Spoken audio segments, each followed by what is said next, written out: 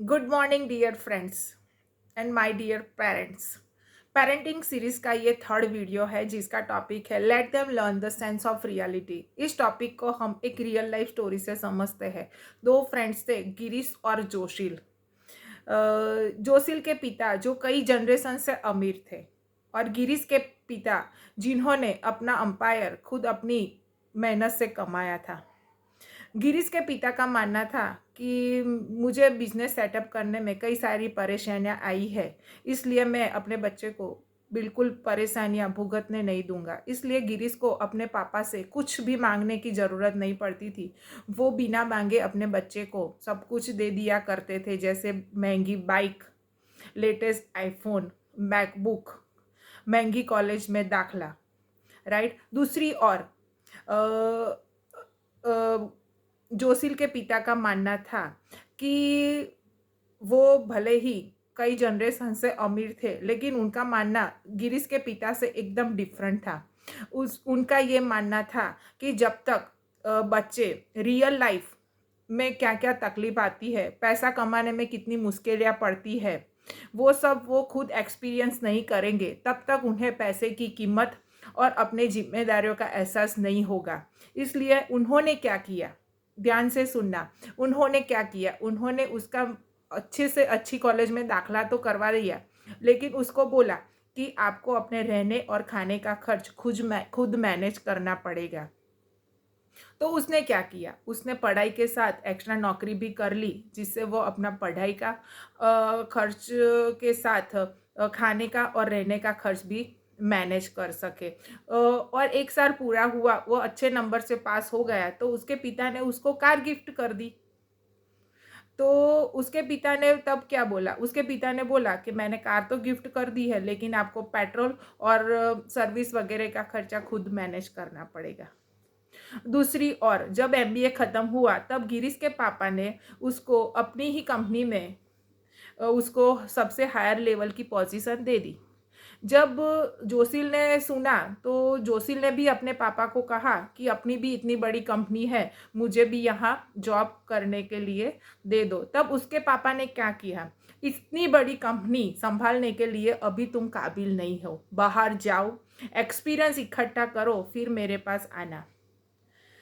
अच्छे बच्चे की तरह जोशील ने अपने पापा की बात मान ली और ऑस्ट्रेलिया जाके 3 साल जॉब की और कई सारा एक्सपीरियंस इकट्ठा कर लिया। और इंडिया आकर उसने अपने पापा से फिर से कंपनी ज्वाइन करने के लिए बोला। तब उसके पापा ने उसको अपनी ही कंपनी में जूनियर लेवल पर जॉब दे दी और उसे कहा कि यहाँ कई सारे कर्मचारियाँ काम करते हैं, तो उनके साथ एक्सपीरियंस अपना इकट्ठा करो। उसने फिर से अपने पापा की बात मान ली और अपनी ही कंपनी में जूनियर लेवल पर काम करता रहा। उसकी मेहनत देख उसके पापा ने उसको एक प्लांट का मालिक बना दिया, और जो कई सालों से बंद होने की कगार पर था।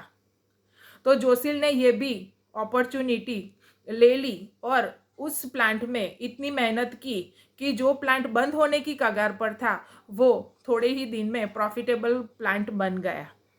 उसके पापा बहुत खुश हुए और दूसरे ही दिन उसको कंपनी का मालिक बना दिया और फिर उससे धीरे से कहा कि मैं तुम्हें अभी तक कंपनी नहीं सौंप रहा था, क्योंकि मुझे पता था कि तुम अपना काम अच्छे से तो कर लोगे, लेकिन उस कर्मचारियाँ जो लाखों कर्मचारी हमारे कंपनी में काम कर रहे थे, लाखों शेयर होल्डर जिसका भरोसा मेरे ऊपर था, तो मैं तुम्हारे अंदर एक्सपीरियंस और काबिलियत अगर न हो तो उनका भरोसा शायद टूट जाता।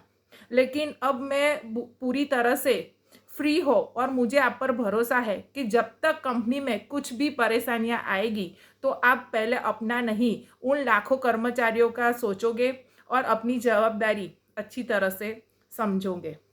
और दूसरी तरफ क्या हुआ डियर फ्रेंड्स, गिरीश के पापा जैसे पेरेंट्स क्या करते हैं, उनके जैसे पेरेंट्स अपने बच्चे को कभी जिम्मेदारियों का एहसास जल्द कराते ही नहीं है। इसलिए क्या होता है, जब भी कोई परेशानियां उनकी लाइफ में आती है, तो वो डर कर भाग जाते हैं, हार मान लेते हैं या बुरी संगत में फंस जाते हैं, क्योंकि उनको पता है कि मेरे पापा है ना, वो सब कुछ संभाल लेंगे।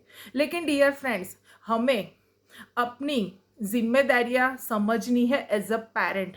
हमें उनको अकेला छोड़ देना नहीं है, लेकिन जैसे जैसे उम्र बढ़ती है तब हमारी सीख भी अच्छी तरह से बढ़नी चाहिए। सो डियर फ्रेंड्स, इस स्टोरी से आपने सेंस ऑफ रियलिटी अच्छी तरह से समझ ली होगी कि हम पेरेंट्स को, बच्चे को किस तरह से रियलिटी का एहसास कराना चाहिए कि there are so much difficulties in life and experience them and face them wisely. Thank you very much.